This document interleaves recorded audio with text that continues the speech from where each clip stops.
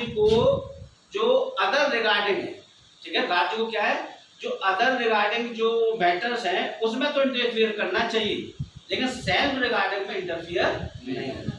ये जीएस मिल ने कहा। तो क्या ये जीएस मिल की बात सही थी? क्या ऐसा अंतर हो सकता है? ठीक है, ऐसा अंतर नहीं हो सकता। ठीक है, समझ गए? क्योंकि व्यक्ति जो होता है वो एक अणु नहीं है, हम एक अणु नहीं है, हम एक सामाजिक प्राणी है। ठीक है, अगर स्वतंत्रता है, समानता है, अगर हम स्वतंत्र हैं तो किस किस परिप्रेक्ष्य में? समाज में रह रहे हैं तभी तो स्वतंत्रता है, समाज में रह रहे हैं तभी तो समानता है। तो व्यक्ति एक सामाजिक प्राणी है, व्यक्ति न्यूक्लियर नहीं है, व्यक्ति एक अणु नहीं होता है। इसलिए आप कैसे कह सकते हैं कि सेल्फ रिगार्डिंग और अदर रिगार्डिंग?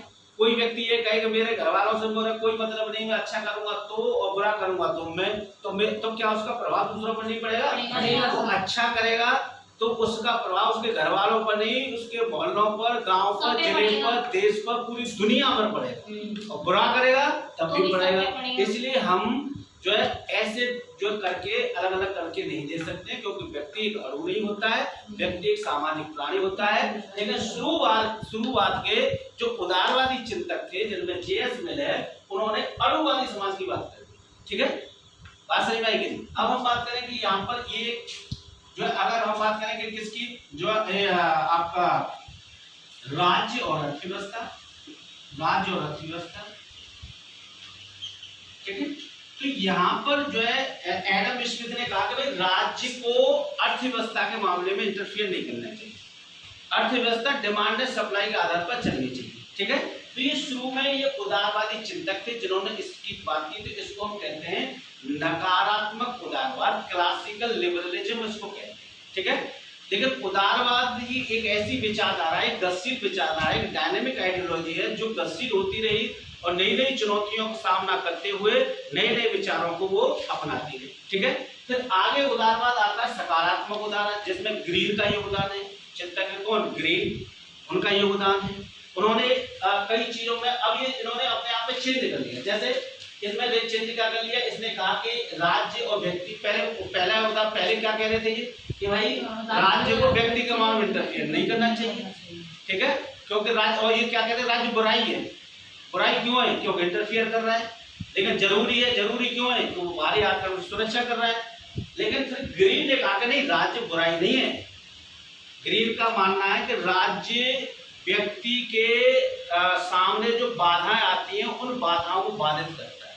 ठीक है, व्यक्ति के सामने जो बाधा आ रही है उन बाधाओं को बाधित करता है। ये किसने कहा? ग्रीन ने कहा। तो ग्रीन ने कहा कि राज्य अच्छा है, राज्य बुरा नहीं। ये राज्य बुरा जो बताया वो जीएस मिल ने बताया, वो जो है शुरू के थे जैसे जॉन लॉक वगैरह। ठीक है, तो यानी तो ये बदल गए, इन्होंने अपने आप में चेंज कर लिया।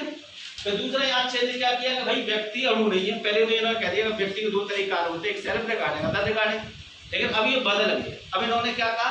अब इन्होंने ये कहा कि भाई कि जो है व्यक्ति एक सामाजिक प्राणी है। पहले इसमें ये क्या कहा कि राज्य में, यानी राज्य, ये कहा कि अर्थव्यवस्था के मामले में राज्य को इंटरफियर नहीं करना चाहिए।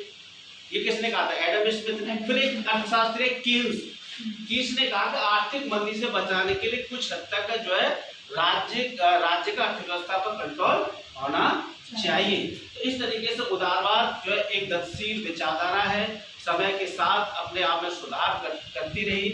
और जो उदारवादी विचार के केंद्र में क्या है? स्वतंत्रता है, लिबर्टी है। उदारवादी विचारधारा विशेषाधिकारों पर आधारित जो समाज है उसका विरोध करती है, विधि के शासन की बात करती है, अधिकारों की बात करती है, संविधानवाद की बात करती है। तो ये उदारवादी विचारधारा है। उदारवादी विचारधारा ने जो स्वतंत्रता पर बल देती है, लेकिन उदारवादी विचारधारा ने 1943 के बाद लोक कल्याणकार को अपना लिया। लोक कल्याणकारी जो है पब्लिक वेलफेयर स्टेट का रूप धारण कर लिया। यानी पब्लिक वेलफेयर स्टेट के तहत उदारवादी विचारधारा ने स्वतंत्रता के साथ साथ लोगों को समानता भी दे दी। जब उदारवादी विचारधारा को समाजवादी विचारधारा का सामना करना पड़ा तो उदारवादी विचारधारा ने अपने आप में सुधार करके स्वतंत्रता के साथ साथ समानता भी दे दी। समानता किसके माध्यम से दे दी? लोक कल्याणकारी राज्य के माध्यम से। ठीक है, लोक कल्याणकारी राज्य का मतलब क्या होता है कि समाज में जो कमजोर तबका है और समाज का कमजोर तबका अपने जो है विकास के लिए जिन चीजों की डिमांड कर रहा है और राज्य उन डिमांड को कानून बना करके, योजना बना करके यदि जो है उन लोगों तक पहुंचा दे और समाज की उस कमजोर कड़ी को मजबूत करने का काम करे, मुख्य धारा से जुड़ने का जो राज्य काम करता है, इस प्रकार के राज्य को हम लोक कल्याणकारी राज्य कहते हैं। और पूरी दुनिया में लोक कल्याणकारी राज्य का कंसेप्ट 1943 के बाद देखा। ठीक है, तो ये आप समझ गए। दो तीन